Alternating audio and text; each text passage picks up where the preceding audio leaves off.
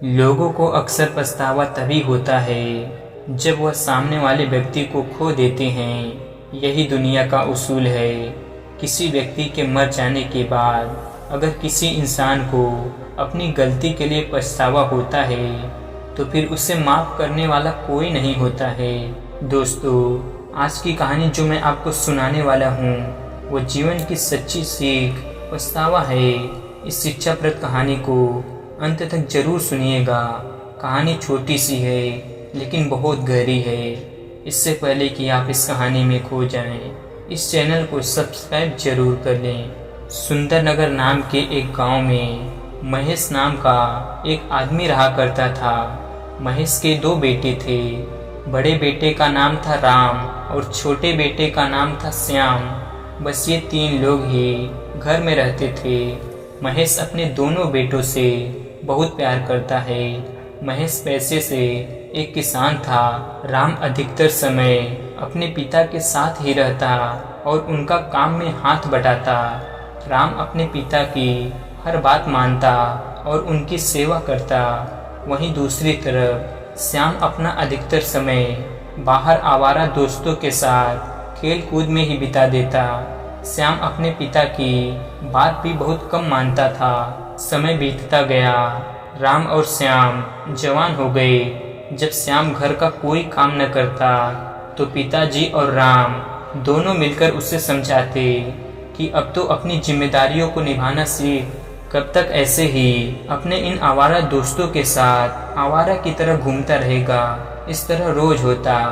एक दिन अचानक श्याम बाहर से आया और अपने पिता से ऊंची आवाज में बात करने लगा और बोलने लगा, मुझे अपना हिस्सा चाहिए। मैं आपके बनाए हुए कड़े और नियम में नहीं रह सकता। मुझे यह घर छोड़कर जाना है।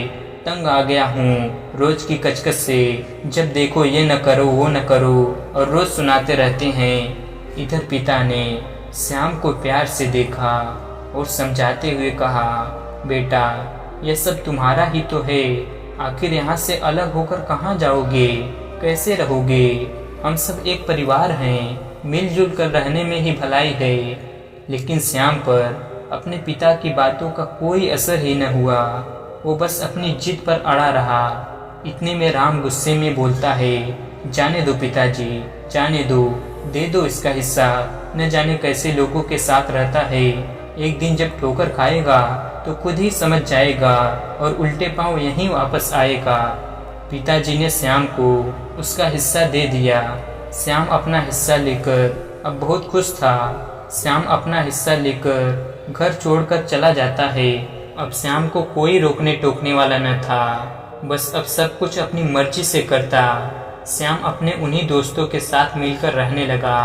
उसके दोस्त अच्छे नहीं थे। श्याम शुरू से ही बुरी संगत में था, जिसका नतीजा आज उसके साथ ऐसा हो रहा था।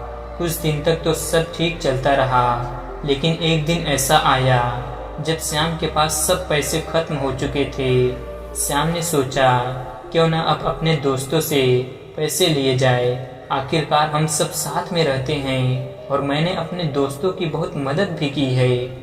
यही सोच लेकर श्याम अपने दोस्तों के पास पैसे मांगने पहुंचा। श्याम के दोस्तों ने श्याम को पैसे देने से मना कर दिया और बहाने मारने लगे।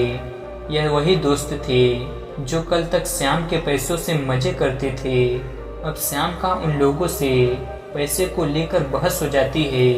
बात इतनी बढ़ जाती है कि सभी श्याम को वहां से मार कर निकाल देते हैं।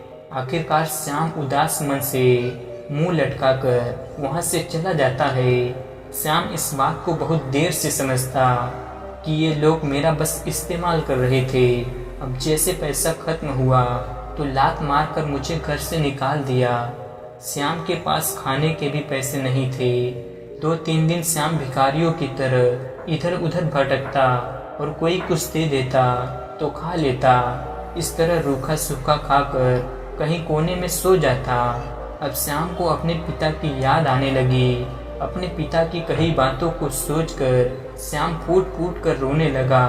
उसे अपने भाई की नसीहतें याद आने लगी। खुद को श्याम कोसता हुआ कहता है, मैं कितना अज्ञानी था जो इन दोस्तों के बहकावे में आ गया और अपना घर छोड़ दिया। इन दोस्तों ने मेरे दिमाग में ऐसी बातें भर दी कि मैं खुद अच्छे और बुरे में फ़र्क ही न समझ पाया। बस अपनी अज्ञानतावश में अपने पिता और भाई की बताई बातों को समझ ही न पाया। श्याम बहुत कमज़ोर हो गया था।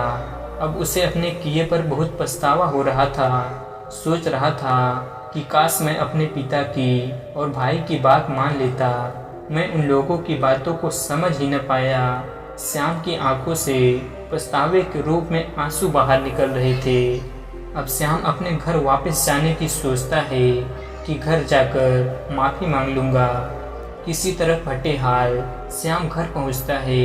श्याम की हालत इतनी खराब थी कि पिताजी और राम जैसे ही श्याम को देखते हैं पहचान ही नहीं पाते कि यह घर में कौन घुस आया है।